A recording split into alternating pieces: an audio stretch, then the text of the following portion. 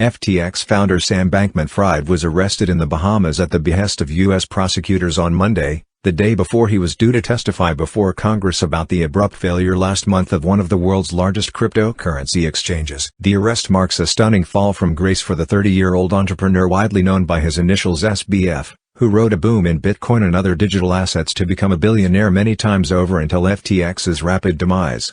The exchange, launched in 2019 and based in the Bahamas, filed for bankruptcy November 11 after it struggled to raise money to stave off collapse as traders rushed to withdraw $6 billion from the platform in just 72 hours. Since then it emerged Bankman-Fried secretly used $10 billion in customer funds to prop up his trading business. The arrest came as Bankman-Fried prepared to lash out at his former lawyers at Sullivan & Cromwell, new FTX CEO John Ray and rival exchange operator Binance at a congressional hearing. In the testimony, a draft copy of which was seen by Reuters, Bankman-Fried planned to say he was pressured by Sullivan & Cromwell lawyers to nominate Ray as CEO following the sudden exodus of customer funds. And when within minutes he changed his mind, following an offer of billions of dollars of fresh funding, he was told it was too late. Bankman-Fried will now be unable to testify, according to Congresswoman Maxine Waters, who said in a statement she was surprised to hear of his arrest. Ray's testimony will go ahead. Bankman-Fried was arrested shortly after 6 p.m. Monday, 2300 GMT, at his apartment complex, a luxury-gated community called the Albany, and will appear in a magistrate court on Tuesday, Bahamian police said. The Bahamas Attorney General's office said it expects he will be extradited to the United States. A spokesman for the U.S. Attorney's Office in Manhattan confirmed Bankman-Fried had been arrested in the Bahamas but declined to comment on the charges. U.S. Prosecutors said they had a sealed indictment against Bankman-Fried and charges would be revealed on Tuesday. The New York Times reported he faces fraud and money laundering charges. The U.S. Securities and Exchange Commission separately authorized charges relating to Bankman-Fried's violations of securities laws, the regulator said on Monday. Bankman-Fried and his lawyer Mark Cohen did not immediately respond to requests for comment, nor did Sullivan & Cromwell, FTX, Ray and Binance. Bankman-Fried has said he doesn't think he has any criminal liability. "I didn't ever try to commit fraud," Bankman-Fried said in a November 30 interview at the New York Times Deal Book Summit. FTX's demise sent shockwaves through an already battered cryptocurrency industry, which has seen a string of meltdowns this year that have taken down other key players including Voyager Digital and Celsius Network.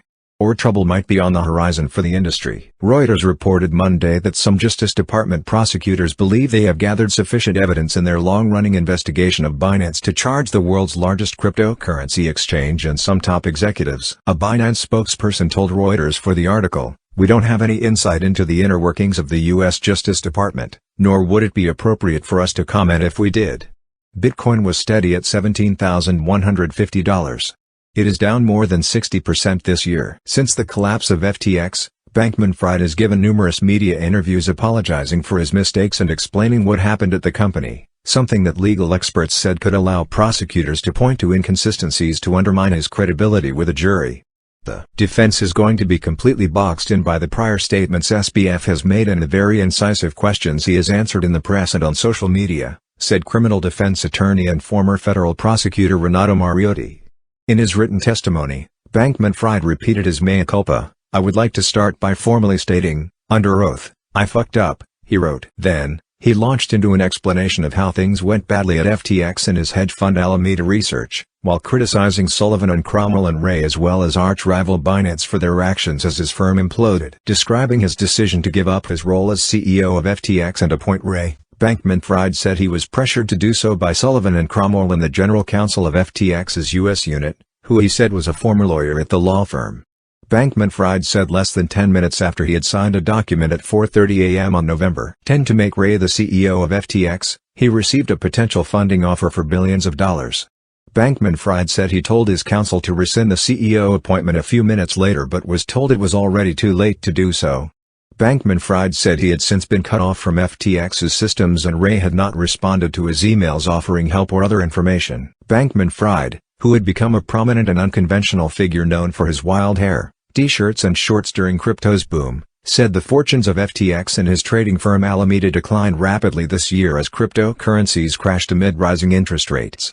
In late 2021, he said Alameda had net asset value of more than $50 billion and manageable levels of debt that became unsustainable as digital assets declined. Last year, My net worth was valued at $20 billion, Bankman-Fried wrote. Last I saw, I believed my bank account had about $100,000 in it.